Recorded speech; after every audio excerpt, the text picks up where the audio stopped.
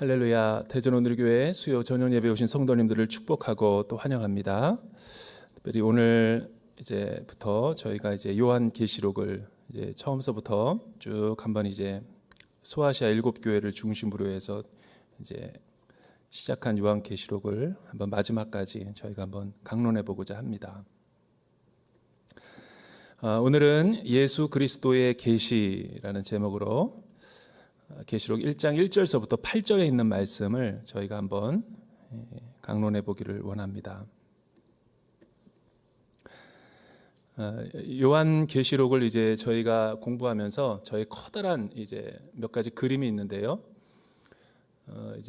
계시록 마지막 장까지 우리가 언제 끝날지는 모르겠지만 반드시 이번 계시록 공부를 통해서 우리가 종말을 살아가는 종말 성도로서의 여러 가지 반드시 알아야 될 여러 가지 그 영적인 자세와 태도, 이거를 좀 마스터해 보고자 하는 그런 거룩한 욕심이 있습니다. 그래서 저도 잘 최선을 다해서 준비하겠지만 우리가 기존에 알고 있었던 잘못된 관념들, 또 잘못된 종말론의 곡해, 또 여러 가지 이단과 사이비에 대한 여러 가지 폐해, 그런 거를 한국 교회사에서뿐만 아니라 우리 세계 교회사에서도 쭉 한번 펼쳐볼 필요성이 있죠. 그리고 우리가 오늘날 살아가는 말세 성도로서 어떻게 이 말씀을 붙잡고 우리 하나님의 큰 위로와 소망을 갖고 우리가 주님이 오시는 그날까지 바로 거룩한 신부로서 단장할 것인가에 대한 그 기준과 목표를 가지고 달려가려고 합니다. 그래서 필요하다면 이렇게 신학교 교수님도 한번 이렇게 강의를 저희가 한번 해볼 필요가 있고, 또 이단과 또 사이비의 최근의 동향과 흐름들, 그것도 한번 저희가 초대해서 이 시간에 같이 한번 나눠보기도 하고, 그래서 어쨌든 이 장이 끝날 때까지 반드시 우리는 뭐 하나라도 통달하거나 또 관통하는 그런 지혜가 있어야 되겠죠. 왜냐하면 이 요한계시록을 우리가 잘 공부도 안 하거니와 목사님조차도 잘 해석을 안 하니까 이단들의 놀이터가 돼버리고 기성 교인들은 어찌할 바를 모르고 우물쭈물하다가 이렇게 오늘에까지 이르게 된 거죠. 이거는 좋지 않은 방법이라고 생각합니다. 그래서 오늘 말씀을 통해서 서론적인 격으로 이 말씀을 좀 한번 풀어보기를 원합니다. 먼저 그 요한계시록은 어려운 책이 아니라는 거. 대부분 요한계시록을 어렵게 생각하기 때문에 손도 안 대고 읽으려고 하지도 않고 여러 가지 상징과 은유, 비유들이 나타나기 때문에 이 어렵다라는 고정관념으로 우리가 신앙생활을 하기 때문에 더 어려운 게 있죠. 그러나 요한이 에게에 있는 반모섬에서 유배를 당할 때 하나님의 계시인 이 요한계시록을 쓸 때 과연 우리 성도들이 이해 못하고 깨닫지 못하도록 하기 위해서 은어로 이 말씀을 감추려고 해서 썼던 것일까? 그러니까 초기 1세기 교인들의 우리가 입장에 서면 전혀 그렇지 않은 거예요. 오히려 그들은 그 동시대 언어로 인해서 또 기독교적인 용어로 인해서 매우 이해하기 쉽게 받아들여졌고, 이 성경 말씀이 참으로 그들의 영적인 삶에 도전이 되고 위로와 위안이 되었기 때문에 그 어려움 밖에서도 승리할 수가 있었던 거죠. 그러니까 이런 오해를 우리가 내려놓고 이 말씀을 들어갈 필요가 있다는 거예요. 요한계시록은 왜 이렇게 이단들의 놀이터가 되고 기독교인들이 잘 읽지 않는 성경이 되었는가? 그것은 개신교의 잘못도 있지만 역사적으로 보면 이 계시록은 굉장히 많은 이 과격한 해석, 극단적인 해석, 그리고 이단과 사이비 교주들과 종파들의 장난감처럼 치부돼 가지고 이 거룩한 하나님 말씀이 권위가 땅에 떨어져 버리고 말았다라는 것을 우리는 요한계시록을 공부하다 보면 알 수 있어요.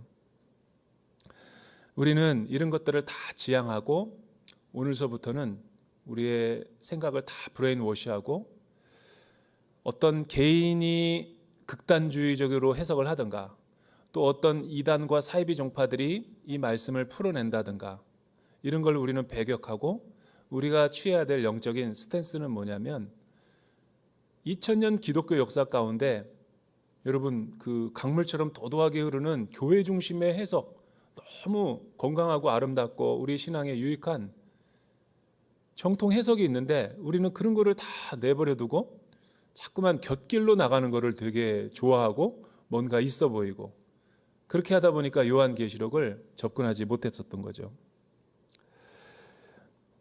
얼마나 폐해가 심했는가, 뭐 베레아의 베레아도 그렇고 뭐 땅끝 예수전도단도 마찬가지죠. 또 무슨 포천 할렐루야 교회, 할렐루야 기도원 같은데 옛날에 막 어른들이 많이 쫓아다니던데. 그리고 뭐 구원파나 신천지, JMS도 마찬가지죠. 뭐 각종 제7 안식교에서부터 뭐 이거 완전히 개신교들은 거의 요한계시록의 문외한인데 이단들이 거의 자기 전공처럼 이 자기 논리를 펴고 있는 거예요. 여러분 유튜브에 쭉 돌아가 보면 다 종말론에 대해서 강의하는 거를 한번 서핑을 한번 해보세요. 정통 기독교는 없어요. 그게 우리의 심각한 문제라는 거예요. 왜 이렇게 개신교는 그 어쩌자고 여기까지 왔는가? 한번 반성하는 의미에서 그 교회사를 한번 쭉 훑어보니까 30년 전에 어떤 일이 있었냐면 사실은 91년도, 90년도서부터 이 1000년마다 한 번씩 오는 왜 세기말 증후군이 있어요. 이제 2000년도가 21세기가 다가오니까 그냥 이유도 모르고 Y2K라든가 뭐 미래에 대한 세기말적인 증후군들이 다 일어났다고요. 매년 그랬어요, 매년. 그러다 보니까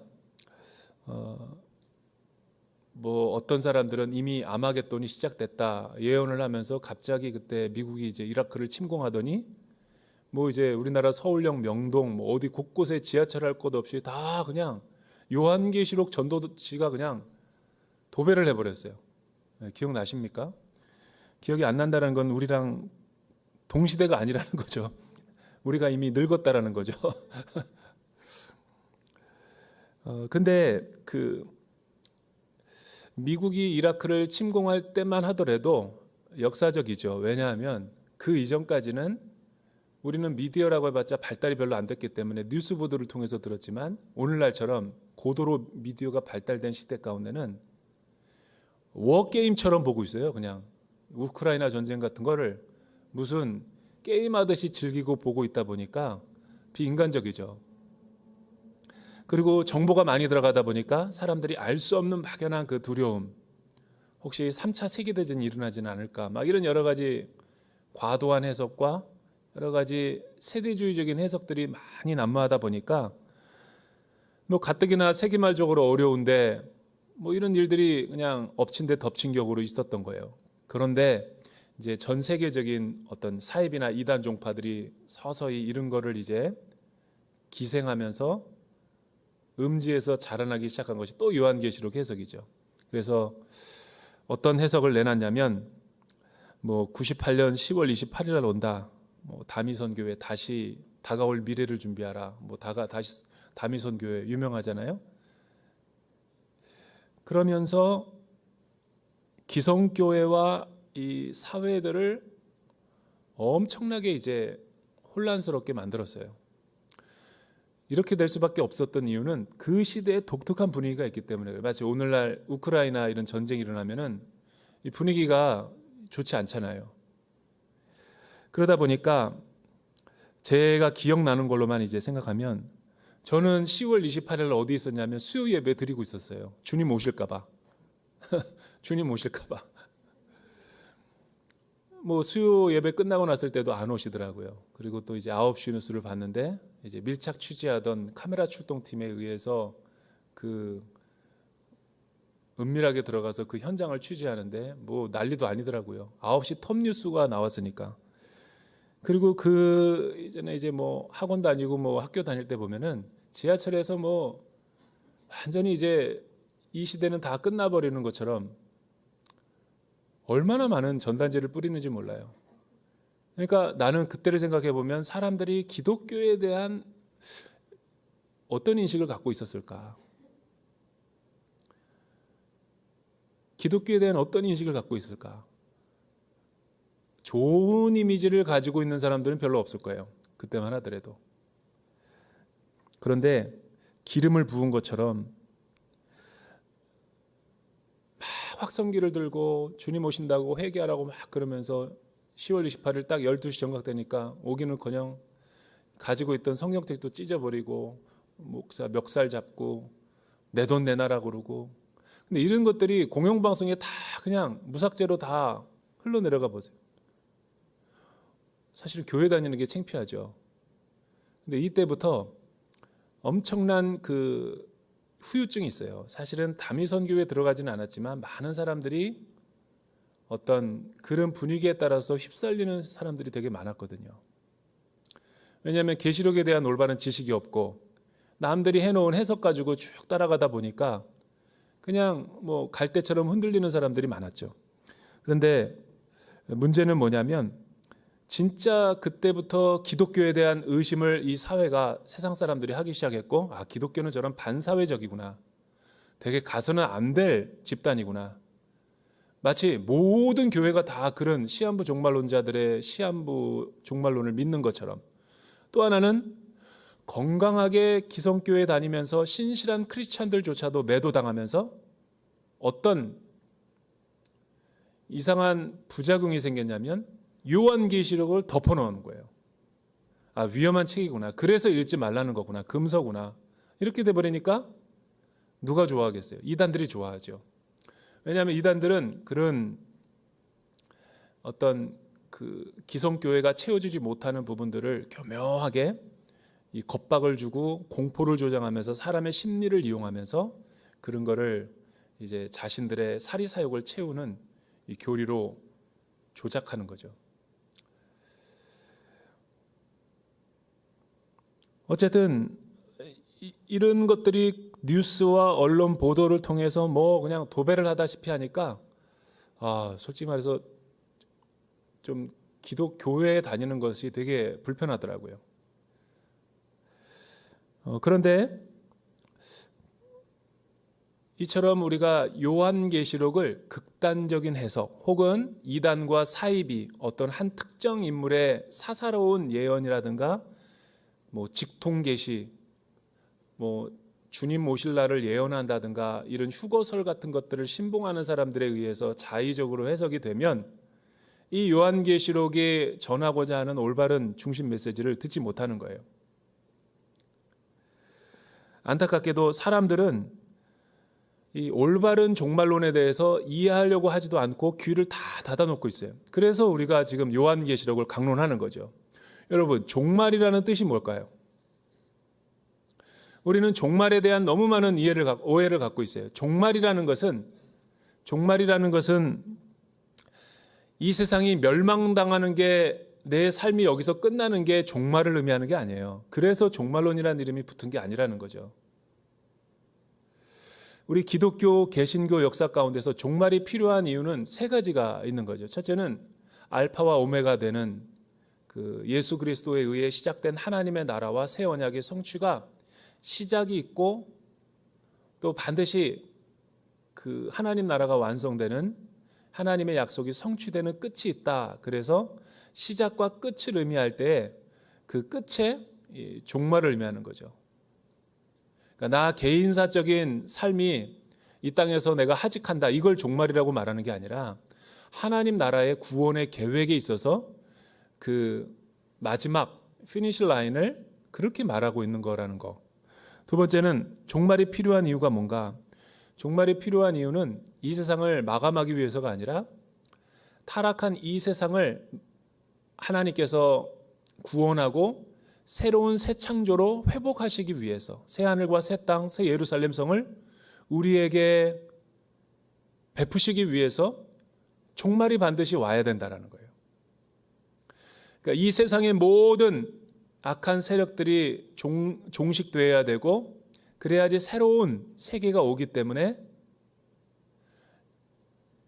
이 죄악의 지배가 종식이 되고 하나님의 통치가 시작된다라는 의미에서 이 새 창조의 시작을 알리는 거죠. 세 번째는 이 새 창조와 하나님의 나라의 통치 가운데 구원받은 자들이 그곳에 들어가서 하나님과 함께 왕노릇을 한다. 이런 의미에서 이 세상에 마지막 되어질 일들, 그래서 이제 종말이라는 단어를 쓰는 거죠.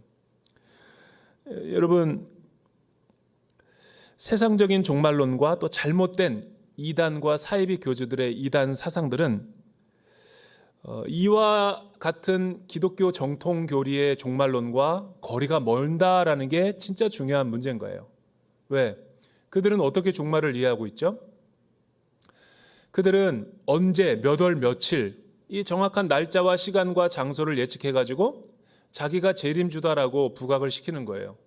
그러니까 예수가 아니라 자기 자신의 주목을 바치는 거죠. 또 하나는 이들의 종말론의 문제는 이 구원의 교리를 갖다가 다 사사화시켜버리는 거예요. 자기의 개인의 이해와 관점으로 해석을 해버리기 때문에 많은 폐해를 낳게 되는 거죠.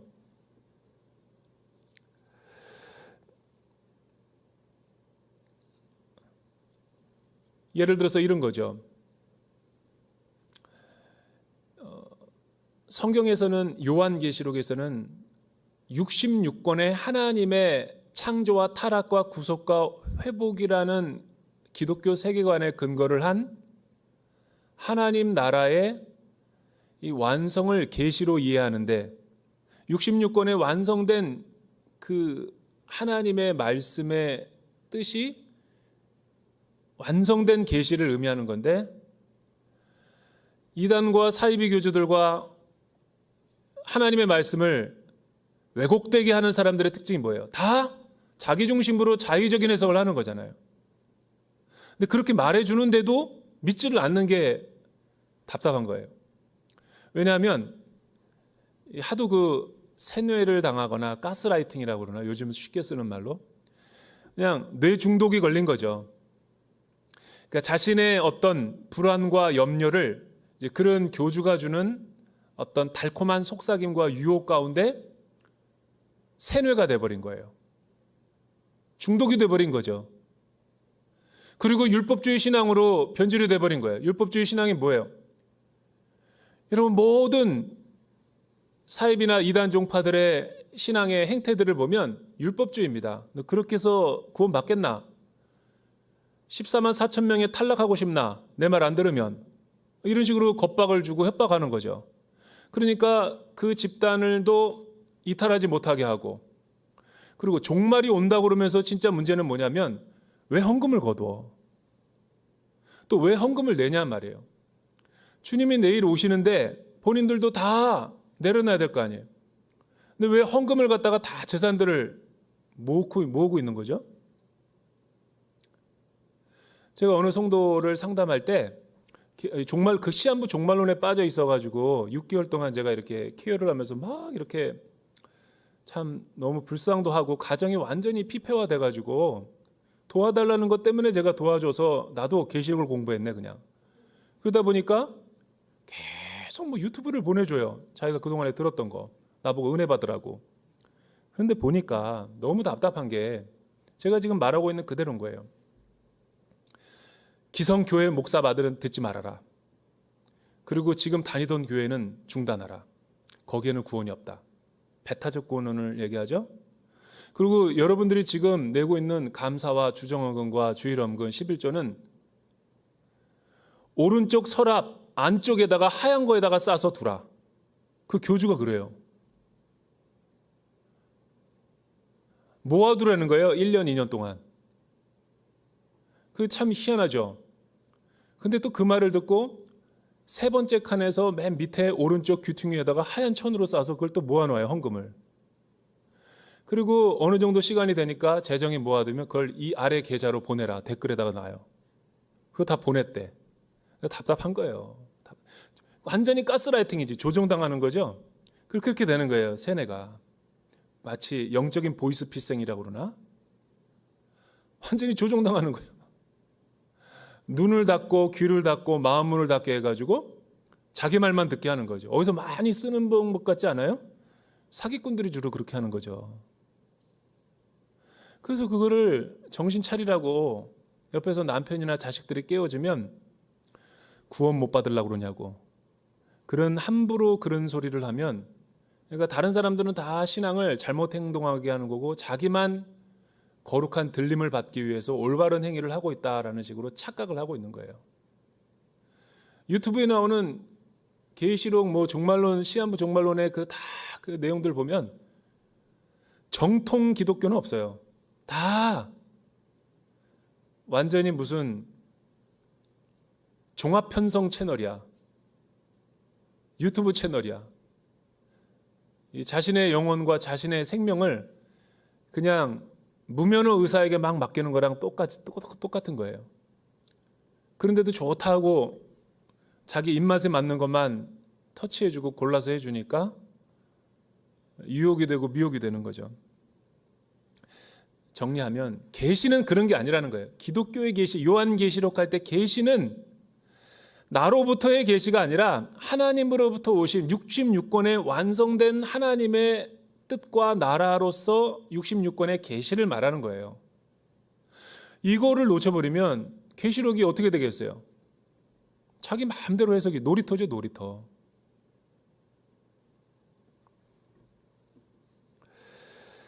계시록은 그래서 어떤 우리에게 의미가 있는가 하나하나 좀 살펴보기를 원합니다. 여러분, 일단은 요한계시록을 해석할 때 간단한 팁이 하나가 있어요. 요한계시록을 해석할 때는 한 3가지 해석이 많은 해석 가운데 대표적인데, 첫째는 이 요한계시록을 어떻게 해석할 것인가, 해석하는 자세가 방법이 중요하잖아요. 이 모든 내용을 에게해 반모섬의 유배를 간 사도 요한 시대와 초대 교회 소아시아 7교회에게 국한시켜서 전달된 서신 내용이다. 이렇게 역사적으로 이미 이 요한계시록은 성취되었고 그들에게 들려졌다라는 게 과거 역사주의 해석이죠. 이렇게 해석하는 사람은 뭐 설득력이 있죠. 왜냐하면 초대 교회에게 주어진 거잖아요. 우리에게 주어진 건 아니죠. 그러니까 그 당시에 로마 제국의 은어들과 상징어들을 쓰고 있죠. 만약 오늘날 이 요한계시록이 반모섬에서 쓰여졌다면 뭐 핵무기도 등장하겠죠. 네? KF-21 스텔스 전투기도 막 등장하고 항모전단도 막 나오겠죠. 그러니까 이거는 틀린 말은 아니에요. 그러나 과연 이런 이론의 반론을 제기하는 사람이 있어요. 과연 이 계시록 책이 1세기에 살았던 초대교회 성도들에게만 들려지기 위해서 쓰여진 위로와 소망의 책일까? 그래서 반론을 제기하면서 1장서부터 19장까지는 그렇게 될지 모르지만 20장서부터 22장까지는 미래적인 내용이 나오고 있다를 근거로 해서 이 책은 미래적인 해석을 보여주고 있다. 그래서 미래 해석의 방법론이 또 하나 있고, 그러나 이 두 개는 분리되어 있는 것이 아니라 통전적으로 통합되어 있고, 어떤 것은 과거에 성취된 것도 있지만 어떤 것은 되어질 일들을 오고 가는 모든 세계 교회 가운데 보여주고 있는 것이다. 주님 오시는 날까지. 어떤 게 설득력이 있는지 뭐 다 틀린 건 아니에요. 그러나 어떤 한 가지 입장을 통해 이 3가지가 가장 일반적으로 건강한 해석이기 때문에 이 하나의 견지를 하고 다른 것들을 보완해서 하면 이 어떤 잘못된 해석으로 나갈 위험이 없죠. 근데 이단들과 사이비 교주들과 사사로이 이 계시록을 장난감처럼 취급하는 사람들의 특징은 뭐냐면 이런 해석을 다 벗어나요. 어떻게 해석해요? 오늘 나 자기 중심으로 해석하는 거야. 이러니까 성경을 사사로이 풀어내는 거예요. 여러분, 성경은 성경으로 풀어야지 올바른 해석이 될 수 있는 거죠. 그런 의미에서 유튜브에 있는 찌라시 같은 계시록 같은 걸 보면 안 돼요.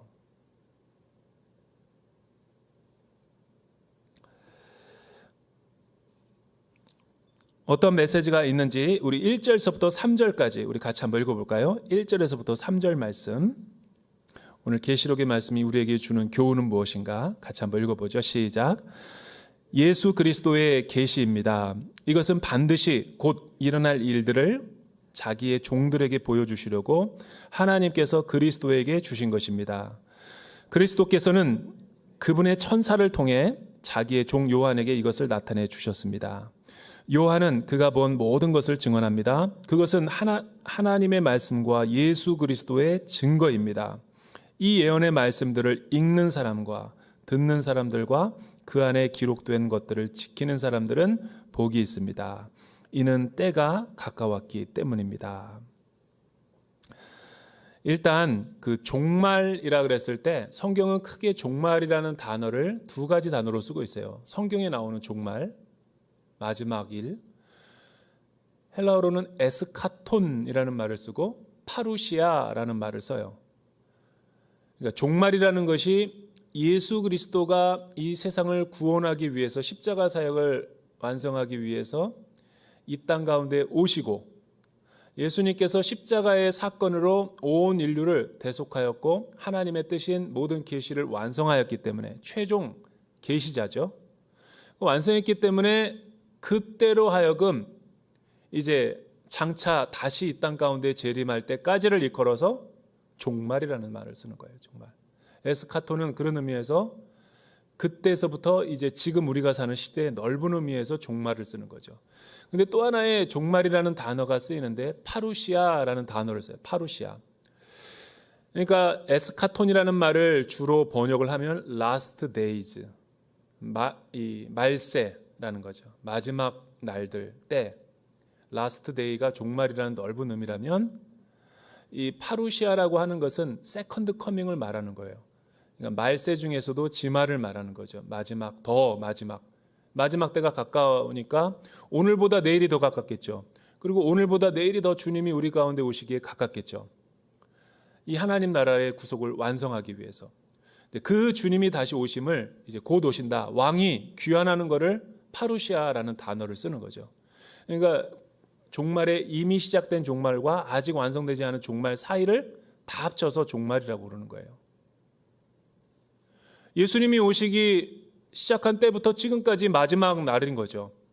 그러니까 유튜브에 어떤 개인 방송을 통해서 요한계시록을 묵상하는 사람들은 다 보면 지금을 말세라고 해석을 하니까 역사도 없고 정통성도 없고 다 엇나간 해석들을 많이 하는 것을 볼 수 있어요. 왜? 눈에 보이는 현상들을 가지고 말세의 현상들을 풀어내다 보니까. 그거는 성경 중심이 아니라 자기 주관적인 거죠.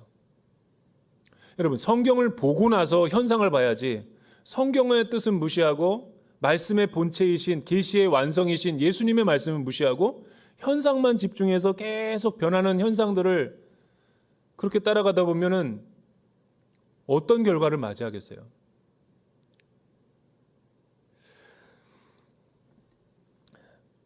오늘 1절서부터 3절 사이에 보면 예수 그리스도의 계시다. 요한계시록을 예수 그리스도의 계시라고 풀어내고 있어요. 여러분, 계시는 무슨 의미입니까? 영어로 revelation. 이 계시라는 것은 통조림 있죠. 캔 통조림 같은 거가 딱 이제 밀폐되어 있잖아요. 그 안에 뭐가 들었는지 누가 알아요? 그 밀폐된 거가 이제 계시지만 닫혀 있는 것이 오프너를 통해서 땄을 때 뚜껑이 열리죠. 그리고 그 내용물이 나오죠. 그게 계시인 거예요. 비밀과 계시의 차이는 비밀은 감춰져 있는 것이 열리지 않은 상태고 계시는 감춰져 있던 것들이 드러나는 것을 계시라고 그러는 거예요. 그러니까 창세전부터 하나님께서 가지고 있는 이 세상과 우리를 향한 구원의 계획과 뜻이 열려졌다라는 거죠. 그게 예수 그리스도로부터 시작하고 완성될 것이기 때문에 예수 그리스도의 계시라고 말하는 거예요.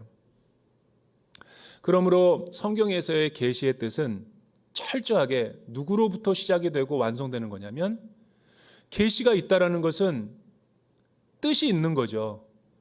목적이 있는 거죠. 근데 그 뜻과 목적을 가진 분이 누구냐면 계시자인 거예요. 계시자가 하나님이죠. 왜 기독교를 계시의 종교라고 그러죠? 왜 기독교를 타 종교와 비교할 때 이성의 종교가 아니라고 말할까요? 수양의 종교가 아니라고 말하는 게 뭐죠? 나로부터 시작되지 않으니까. 계시자라는 것은 초월자죠. 그러니까 하나님이 온 우주 만물을 창조하시고 그분이 그분의 뜻을 나타내기 위해서 계시라는 방법을 쓰는 거예요. 왜냐하면 우리는 유한한 존재에 있고 그분은 이 세상뿐만 아니라 초월적인 온 우주를 창조하고 통치하시는 분이기 때문에 초월적인 분이 유한한 이 땅의 공간 가운데 소통하기 위해서는 매개가 필요하죠. 그게 계시라는 거예요. 그 계시는 일반 계시가 있고 특별 계시가 있죠. 일반 계시는 하나님은 성경을 두 권 갖고 있어요.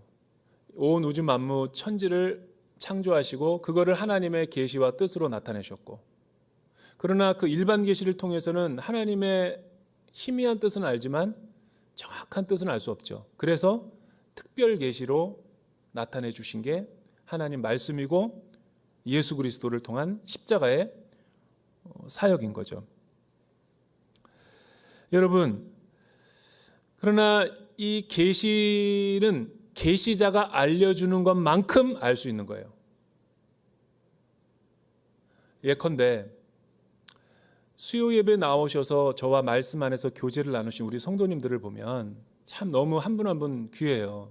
사적으로 교제를 언젠가 이제 나누기를 원하는데, 공적인 자리에서가 아니라 여러분들은 저를 얼마큼 알고 있고 나는 여러분들을 얼마큼 알고 있죠? 분명 여러분들은 집에 가서 김 목사에 대해서 이미지는 어떻고 키가 어떻고 피상적인 걸 많이 얘기할 거예요. 나이는 몇 살쯤 돼 보이고 키는 얼마 정도 되고 또 습관은 뭐고 대충 이 수요 저녁 예배에 오시는 것만큼 이미지와 정보를 갖고 나에 대한 이제 이야기를, 스토리를 가족들이나 친구들에게 얘기하겠죠. 그러나 여러분들은 나를 알지 못하는 거죠. 내가 이 시간에 나에 대해서 내가 알려주는 것만큼 여러분들은 나에 대해서 이해할 수 있는 거죠. 여러분, 유한한 이 시간과 공간 속에서도 그런데 영원하신 하나님, 초월자적인 하나님, 타자적인 존재로서의 우리와 다른 이 품격과 또 품성을 가지신 그 하나님이 우리에게 자신의 뜻을 드러내실 때 하나님이 알려주는 것만큼 아는 거예요. 그래서 우리는 순종으로밖에 하나님 앞에 나아갈 수 없는 거죠. 순종하는 것만큼 깨달을 수 있으니까.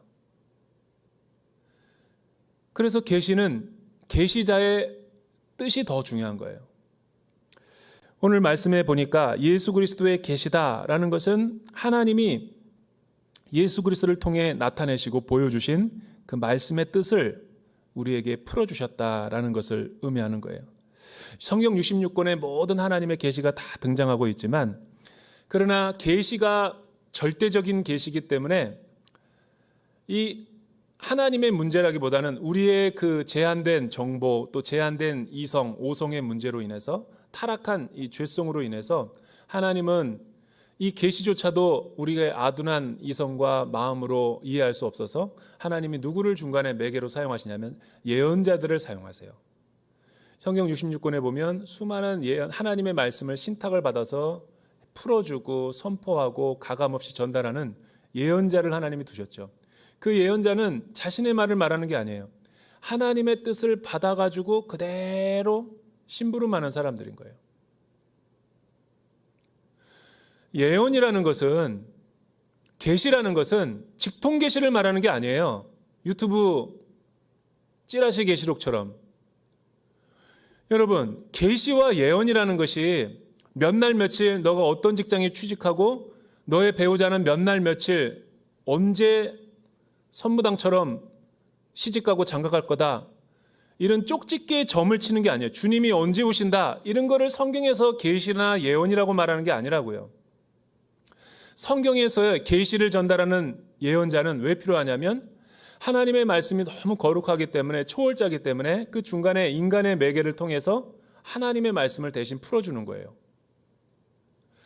그러니까 하나님이 자신을 계시할 때 절대적인 목표와 뜻은 변하지 않지만 예언자들을 통해서 시대마다 변하는 상황들을 전달해 주는 거죠.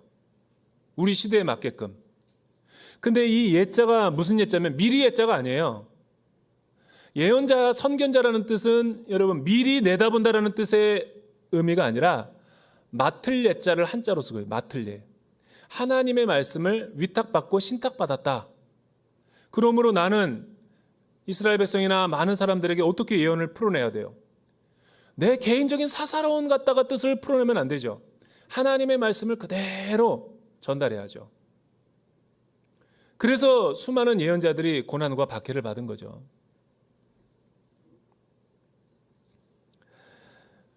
그래서 오늘날 우리 시대처럼 계시록을 함부로 풀거나 함부로 해석하다가 하나님 앞에 나중에 종말론적인 심판을 받는 사람들이 많을 거예요. 하나님의 말씀은 그렇게 사사로이 풀면 안 되는 거예요. 두 번째는 4절서부터 6절에 있는 말씀이죠. 4절서부터 6절 말씀 우리 같이 한번 읽어볼까요? 시작. 요한은 아시아에 있는 7교회에 편지를 씁니다. 지금도 계시고 전에도 계셨고 앞으로 오실 분과 그분의 보좌 앞에 있는 7영과 충성된 증인이시며 죽은 사람들 가운데서 처음 나시고 땅의 왕들을 다스리는 분이신 예수 그리스도의 은혜와 평강이 여러분에게 있기를 빕니다. 우리를 사랑하시고 그분의 피로 우리의 죄에서 우리를 해방시켜 주신 분, 우리를 그분의 아버지 하나님을 위해 나라와 제사장들로 삼아주신 분께 영광과 능력이 세세 무궁토록 있기를 빕니다. 아멘. 이제 계시와 예언의 차이를 우리가 말씀을 드렸죠. 이제는 두 번째로 7교회와 예수 그리스도의 은혜와 평강이라는 것은 무엇을 의미하는가? 여러분, 먼저 소아시아 7교회를 이 계시록에 열거하면서 이 에게의 밤모섬에서 요한이 소아시아 7교회에 대한 하나님의 신탁의 말씀을 받아서 지금 전달하고 있는 거죠. 우리는 질문해 볼 필요가 있어요. 왜 이 당시 교회가 소아시아 7교회의 교회밖에 없었는가? 오늘날 터키를 말하는 거거든요. 여러분, 바울도 얼마나 수많은 선교 여행을 통해서 얼마나 많은 복음의 씨앗을 뿌리고 교회를 개척했어요. 성경에 나오는 많은 교회들이 있는데 왜 하필 소아시아 7교회를 마지막 시대에 되어질 일들을 풀어주는 그런 대상의 교회로 선정됐을까? 저는 말씀을 묵상하다가 계속 그게 궁금하더라고요. 소아시아 7교회를 이해하기 위해서는 7이라는 단어를 우리가 좀 유대인의 표현으로 이해할 필요가 있어요. 이거는 문화가 들어간 거기 때문에 유대인들은 7이라는 숫자를 함부로 쓰지 않아요. 우리처럼. 상당한 그 안에 의미와 상징성, 함축적인 의미가 들어가 있는 걸로 항상 다의적으로, 이중적으로 쓰는 것이 우리와 다르게 유대인들의 습관이었죠. 그래서 성경에서 7이라는 숫자를 쓸 때는 굉장히 의미가 있는 거예요. 그거를 그냥 이 지역적인 소아시아에 있는 7교회라고 볼 수도 있지만 동시에 그거는 상징성을 갖고 있다. 7이라는 숫자는 완전성이거든요. 완전. 그러니까 왜 요한에게 하나님이 요한계시록을 소아시아 7교회에게 편지를 쓰는 형식으로 해서 메시지를 전달하고 있는가? 그것은 1차적으로는 그 지역에 있는 지상교회 가운데 있는 수많은 장점과 단점, 연약한 점, 그런 개별적인 특성을 모아가지고 완전한 교회에 오고 가는 교회의 모습이 어떠해야 하는가? 하나의 시금석과 표준을 제시하기 위해서 이렇게 7교회라고 쓰는 거예요. 만약에 요한계시록이 오늘날 우리 시대 가운데 쓰여졌다. 저는 온누리교회가 들어갈 거라고 봐요. 사랑의 교회도 들어가고 순복음교회나 영락교회도 들어가겠죠. 어느 교회 또 들어갈까요? 대전 새로남교회도 들어갈 수 있겠죠. 그러니까 우리나라 교회의 대표적인 교회가 들어갈 수 있겠죠.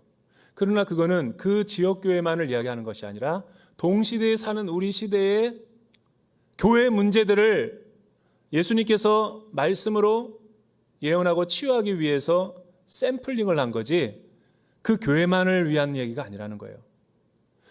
그러니까 우리가 소아시아 7교회를 공부하면서 뭐를 배웠어요?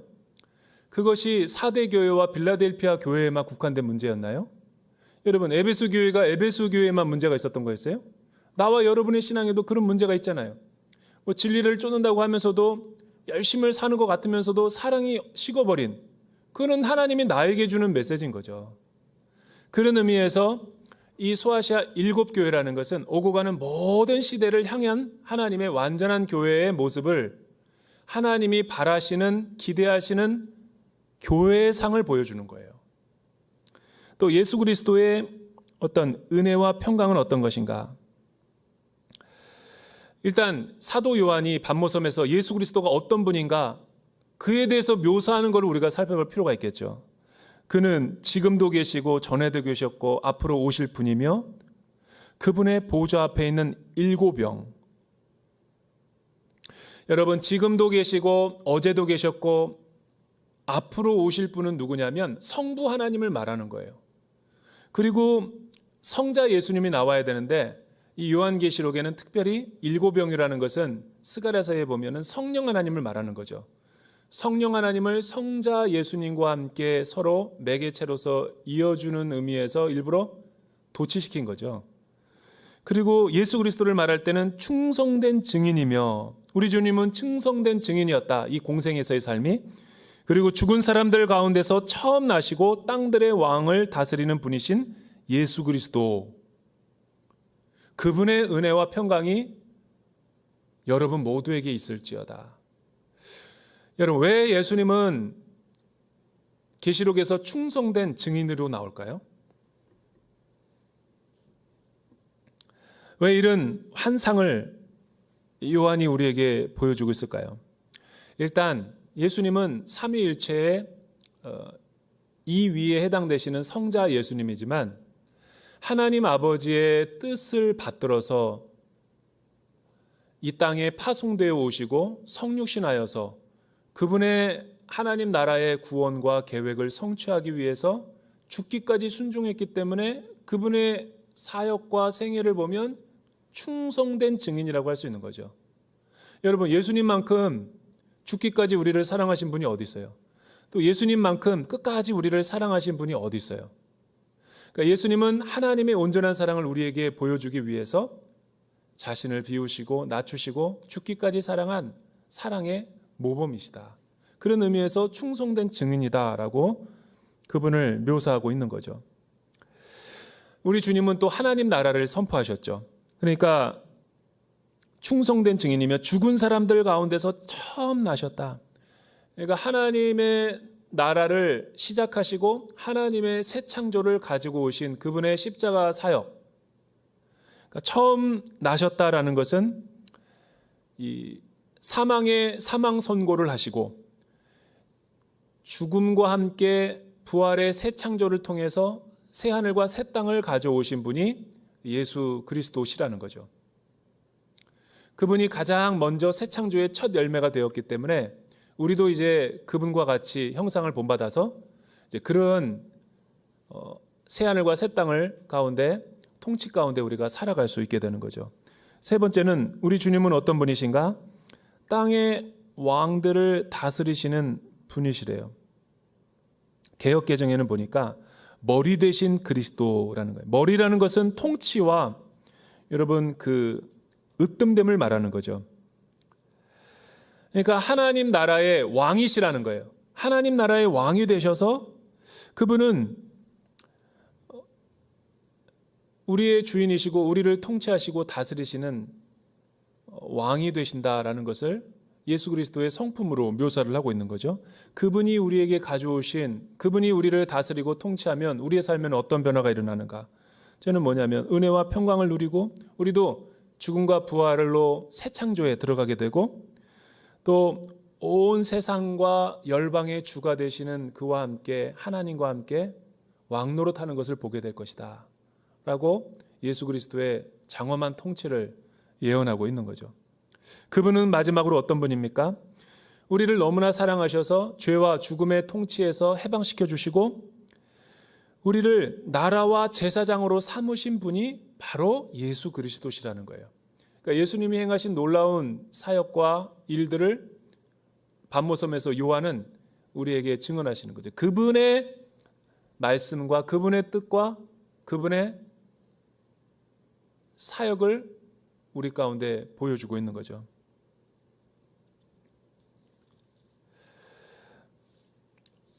마지막으로 한번 7절과 8절을 한번 읽어볼까요? 7절과 8절. 이제 그분에게 어떤 이 영광스러운 모습으로 우리에게 나타나야 되실 건지 7절과 8절 같이 한번 읽어보죠. 시작. 보십시오. 그분이 구름을 타고 오십니다. 각 사람의 눈이 그분을 볼 것이며 그분을 찔렀던 사람들도 볼 것이며 땅의 모든 민족이 그분으로 인해 통곡할 것입니다. 반드시 그렇게 될 것입니다. 아멘. 주 하나님 지금도 계시고 전에도 계셨고 앞으로 오실 분이신 전능자께서 말씀하십니다. 나는 알파와 오메가다. 예전에 제가 어떤 이단과 관련된 책들을 이제 보면서 우리 근대에 접어들면서 가장 이 세계를 어지럽히고 혼란스럽게 했던 그런 교파가 어딘가 보니까 이 제칠 안식교예요. 제칠 안식교. 여러분 안식교 많이 들어보셨을 거예요. 안식교에 대한 여러 가지 이야기들이 많죠. 그러니까 토요일을 안식교로 여기는 것 같지만 사실은 말과 다르게 그분들은 말일 성도라고도 표현해요. 교단을. 그러니까 사실 안식교의 본질은 종말론입니다. 토요일 날 주일을 지켜야 돼 그거 아니에요. 간판만 그런 거고 실제 거기에 핵심 교리가 뭐냐면 종말입니다. 종말. 그 안식교의 창시자가 누구예요? 1800년도에 주님이 다시 이 땅 가운데 오신다. 휴거로 소동을 벌인 다음에 직통계시로 예언한 사람이 아니에요. 그래서 그 시대를 얼마나 어렵게 만들었는지 몰라요. 막 집단 자살하고. 그러니까 그 뿌리가 거기에 뿌리. 그러니까 그 안식교의 아류들이 굉장히 막 독버섯처럼 퍼져나가가지고 다른 교주가 또 대를 이어서 계승하고 또 문제와 이로 또 해체됐다가 또 다시 모이고 이런 이합집산을 자주 해요. 이런 이단들이. 신천지도 요즘에 다시 좀 잠잠하다가 다시 막 온라인 활성화를 우리 온누리기보다 부흥회를 더 많이 해. 심지어 내 이메일을 어떻게 스토킹했는지 모르지만 얼마나 많이 초대하는지 몰라요. 나를 한번 들어보라고 정식 초대장을 보내. 난 알지도 못하는데요. 얼마나 열심인지 몰라요. 그렇게 해야지만 구원받는다고 생각하니까.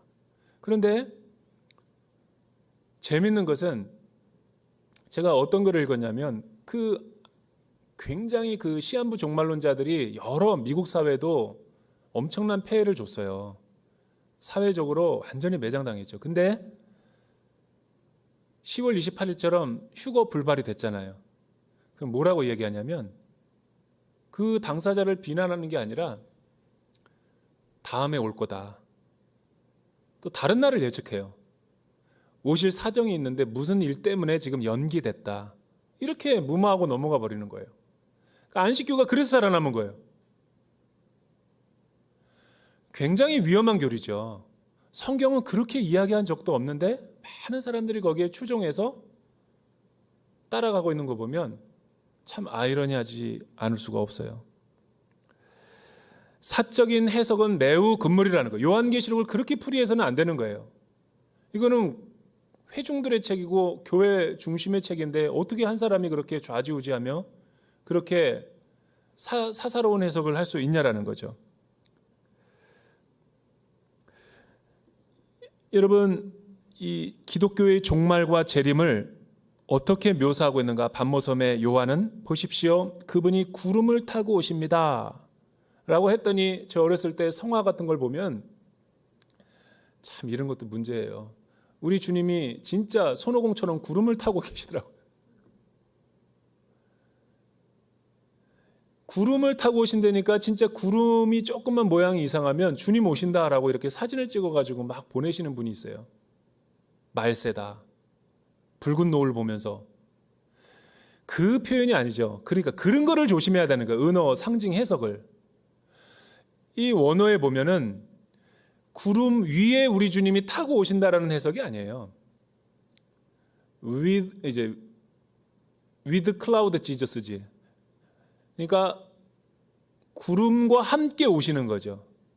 여러분, 구름이 출애굽기와 성경에서 어떻게 해석되고 있어요? 하나님의 임재입니다.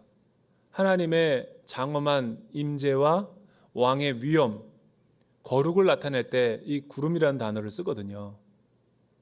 그러니까 우리 주님이 구름 타고 오는 게 아니라 영광 가운데 온다라는 것을 수사학적으로 그렇게 문학적으로 표현한 거죠. 계속 구름만 쳐다봐. 그건 아니라는 거예요. 10월 28일과 뭐가 다를 바가 있어요? 한 번도 교회는 그렇게 해석을 한 적이 없어요. 계시록을. 각 사람의 눈이 그분을 볼 것이며 그분을 찔렀던 사람들도 볼 것이며, 그러니까 그분을 찔렀던 로마 병정을 말하는 거다.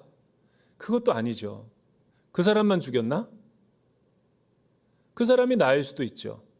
그러니까 오고 가는 모든 세대 가운데 소아시아 교회만 아니라 온 열방과 민족에 예수님을 부정하고 부인하고 마음 아프게 들었던 모든 사람을 포함하는 거죠. 그리고 모든 민족이 그분으로 인해 통곡할 것이다. 왜냐하면 그분은 알파이며 오메가이기 때문에 그렇다. 알파라는 것은 이 헬라어의 ABCD의 알파벳의 처음이며, 오메가는 오메가 3가 아니라 마지막, 시작과 끝을 말하는 거예요. 즉 역사의 시작과 역사의 종말의 주인이 주님이시라는 걸 말하는 거죠. 여러분, 이른 주님이 저와 여러분을 죄에서 해방시키고 나라와 제사장으로 삼아주신 하나님이라면 우리는 어떻게 주님 앞에 인격적으로 반응해야 돼요?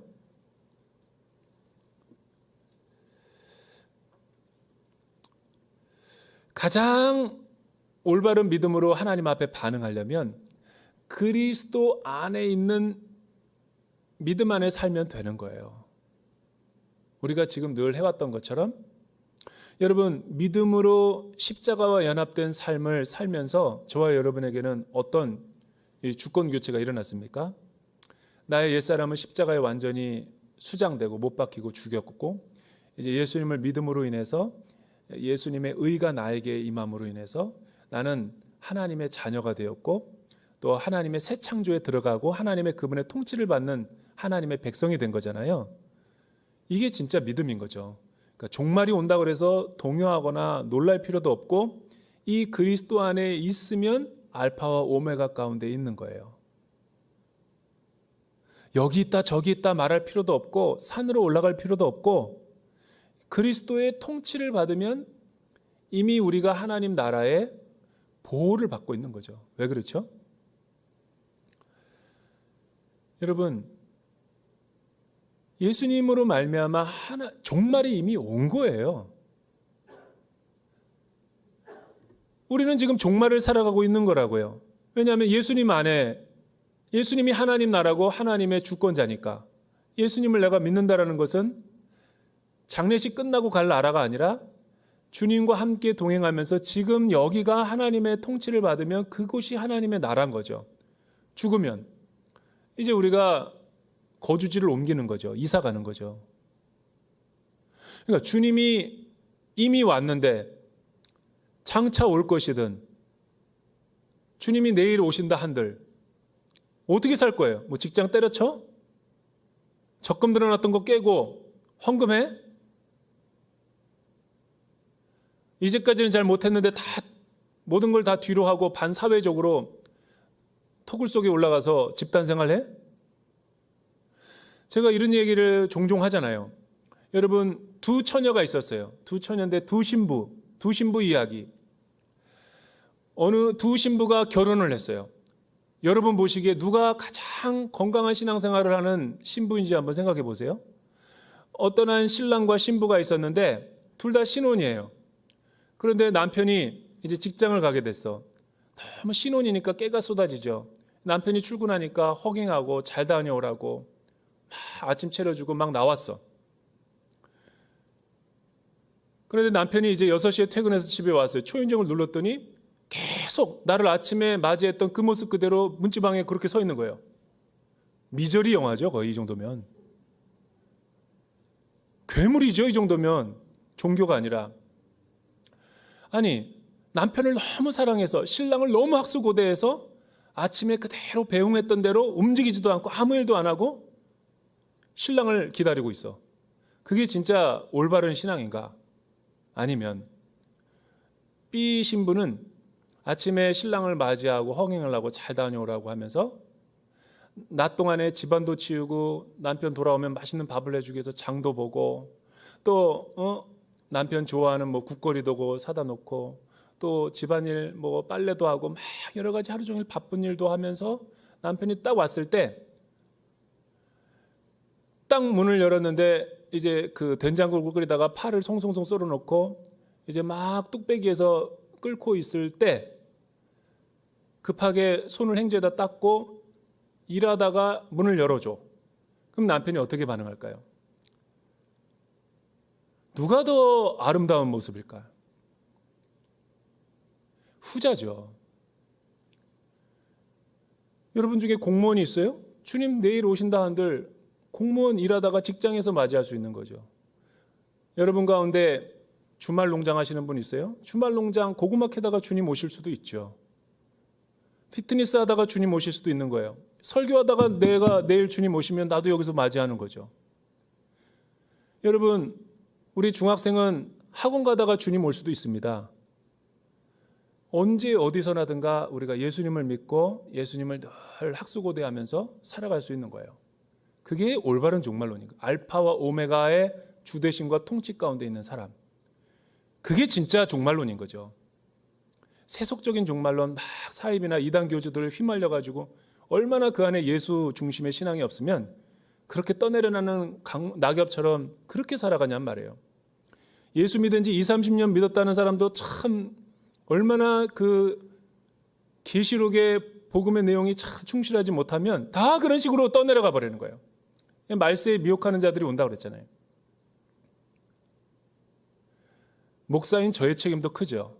계시록을 강론을 안 하니까. 1차적으로는 목회자 책임인 거예요. 2차적으로는 말세 성도들의 책임인 거예요. 그러나 올바른 말씀을 사사로이 풀지 말고 정확하게 교회는 어떻게 이 계시록을 해석해 왔는가를 이해하면 여러분 종말은 계시록은 무서운 책이 아닙니다. 왜? 계시록은 지금 마지막에 어떻게 끝나요? 승리의 책이죠.